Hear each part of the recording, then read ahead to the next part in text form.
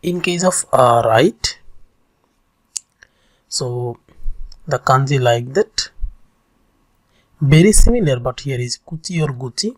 This is different one.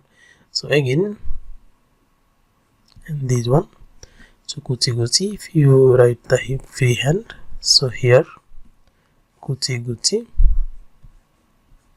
So this the sound is migi, migi, migi.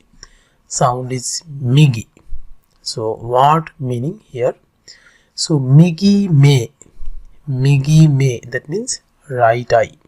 So migi me, this here, and me,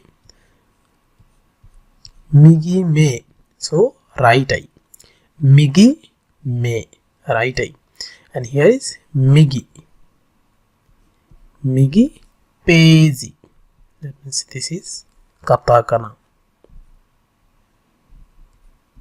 peji, migi peji, that means right page, migi peji, right page, migi te, right hand. So here is migi and te, right hand, migi te, right hand.